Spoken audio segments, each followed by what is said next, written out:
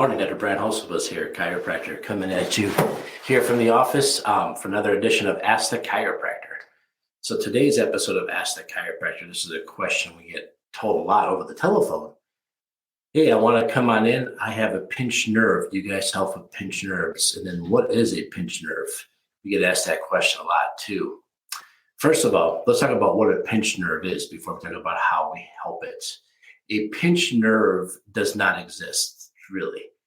If a nerve was severely pinched, let's say it's the nerves going down your arm or pinched, your arm wouldn't work at all. It would just be hanging there. You'd have what they call paralysis. So a pinched nerve is a very, very generic diagnosis to something going on. Basically, what's happened is the disc gets a lot of press. The disc gets a lot of everyone talks about, oh, you must have a slip disc or you must have a disc bulge. Well, there's another side of that, and that's called the facet joint. And the facet joint is if you look at the back of a spine, there are two little, very small, about the size of size of a dime joints, and those are called your facet joints. And in the cervical spine, they sit horizontal the whole way to the head. In the thoracic spine, they kind of like stand straight up and down, so like facing each other. And that's why you can't really twist that much in that part of your spine. That's where your ribs are. Then your lower back too, they also sit the same kind of, instead of going flat like they do in the thoracic middle back, they go to face each other more in the lower back. That's where you can't bend and twist. When these joints get inflamed and swollen, a lot of inflammation shows up and it takes up a lot of space. And then there's a stress response when these joints are swollen. And what happens is you'll lean away from these swollen joints. And when you lean away from these swollen joints, your disc will, if you put a foot in a balloon, the balloon will bulge. If you take a facet joint and make it all swollen, you'll lean away from it. You're like putting a foot on the balloon to make it swell up. That's what the disc does. So the disc will swell up or bulge out, usually because of one of these two facet joints. So if the facet joint on the left is swollen, the disc will bulge to the right because you'll lean away from there. That's what we see a lot. Now, when this all happens, there's all kinds of chemicals that get dumped off onto the nerve or wherever the nerve goes. And this is what they generically call a pinched nerve. The nerve itself probably isn't functioning to its fullest capabilities, So what we see is that we have to check your reflexes are probably weaker if we did a bunch of skin tests to see how you felt, different sensations on your skin when that nerve goes. You see there would be changes there. So there's definitely a nerve loss. There's also a lot of times a loss in strength. Let's just keep talking about the arm. There might be a loss of one of your muscle groups in your arm because this nerve is under stress. But again, if it was totally pinched, you wouldn't be able to move it at all. So a pinched nerve is kind of a generic diagnosis. So that's kind of what a pinched nerve is. Chiropractic, a lot of times we just call it a subluxation. So all you do is whenever there's a misalignment, there's stress, there's chemicals that get dumped. These chemicals jump on that nerve, and wherever that nerve goes, the stress goes with it. As chiropractors, we go in there, we do a chiropractic adjustment. We take the stress off the nerve, off the joint, off the nerve. Then wherever that nerve goes, that body part then returns, starts to feel better. That's what we do. So can we help a pinched nerve? Absolutely. Absolutely can. How do we find them? Well, we usually do a quick range of motion test. We see where you're moving, not moving. We will kind of look at your body when you lay on the table. We'll see if you have a high shoulder or a low shoulder. We'll see if one's going backwards or one's going forwards. We'll look to see if your feet are level or straight. We'll look to see how your hips lay on the table when you lay down. These are all huge clues to tell us what's going on with your health and your spine. And then what we do is a lot of times we'll almost always take x-rays of you too in order to find the spot that is small and inflamed. We'll go in there and we'll adjust those. So that's what a pinched nerve is. And how does a pinched nerve feel? Well, it usually feels like if I turn a certain way, ooh, that hurts really bad. Or this, if I go like this, turn my head to the left or right, or bend it left or right, you get that shooting pain in your arm or in the muscle belly up here. A lot of times I describe it as somebody taking a knuckle and trying to dig from the inside out, trying to get out. It feels like it's gnawing, dull pain. These are all things that people refer to as a pinched nerve. Now, in the lower back, people will call it a pinched nerve. Usually they just go right to it and call it sciatica anymore. But sciatica basically is the irritation of the sciatic nerve, which is what a pinched nerve is, an irritation of that nerve. So, some would call sciatica a pinched nerve on the lower back. But basically the same thing is going on down there. You'll find that you have a rotated pelvis and that the lower back is counter twisted. And then the nerves coming out of there, they all get together from your L3, 4, 5, and S1. They all get together.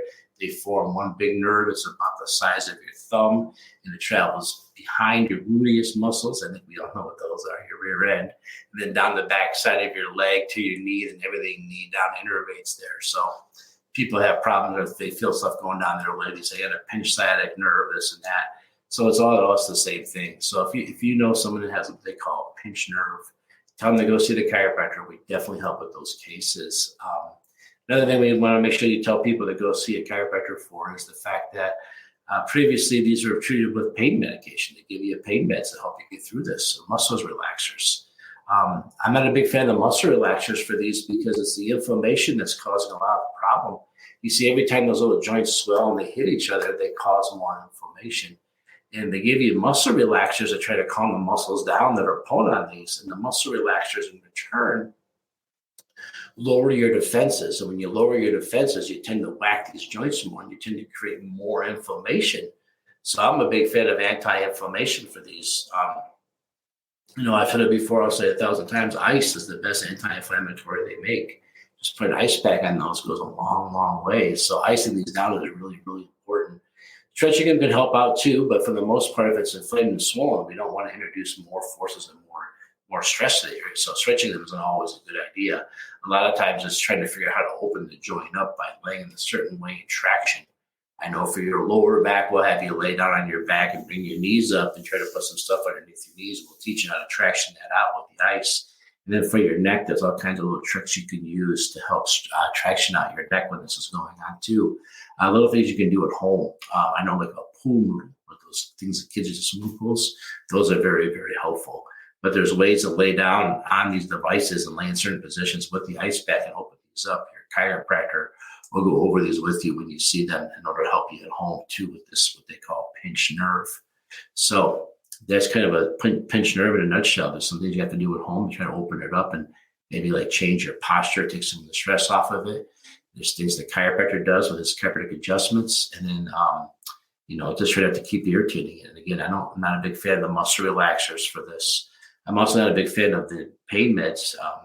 Kind of surprising, it's 2022. And in 2020, basically about 2019, 2018, we realized that there was an opiate epidemic going on in this country. Too many people taking pain pills to treat their aches and pains, and they're getting addicted to it. And then when they get addicted to it, the doctor cuts them off the pain meds, so they can't get the pain meds from the doctor anymore, and they can't go to the hospitals anymore. We got better systems to check them.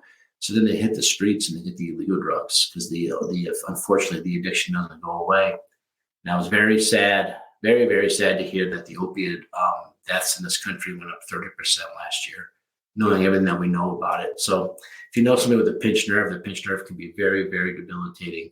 Make sure you get them to a chiropractor because as chiropractors, we don't give out pain meds. We just teach you how to, like I said, we teach you how to stretch it. We teach you how to ice it, and we take care of the problem that exists. Pain meds cover things up. There's a time and place for them, don't get me wrong. When I had my shoulder surgery, I was really glad they made them, but a pinched nerve is there's other options for a pinched nerve. There's not other options for a shoulder surgery, right? So if you know somebody with those situations, make sure you get them to a chiropractor. It's kind of crazy to think that sending them to a chiropractor, you could be stopping an opiate overdose. And 5 years down the road, I know it's kind of a stretch to say that chiropractors stop opiate overdose, but chiropractors sure as heck don't start opiate overdoses, that's for sure. So if you know someone having this ache or pain, make sure you talk to a chiropractor about it. And remember, I started this segment to ask a chiropractor because I feel that a lot of times when you see news on chiropractors or information on chiropractors, it always tells you to go check with your family doctor first. This has always annoyed me because here where I live down the road from me, there's a medical school where they teach medical doctors. It's a great school, but they don't teach them anything about what I do. So I'm always confused that when someone says before you go see a chiropractor, check with your family doctor first.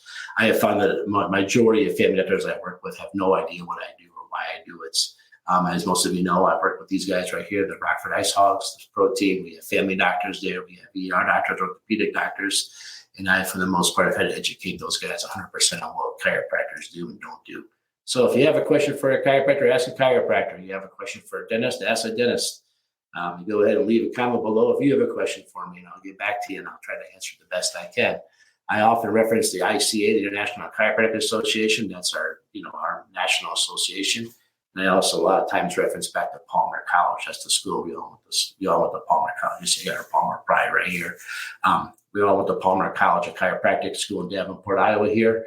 So if you have a question and you want to ask the chiropractor, or you want to take it one level up, ask the National Association, or go ahead and ask the college themselves. Other than that, make it a great day, and I hope to see some questions from you, and we'll take it from there. Thank you.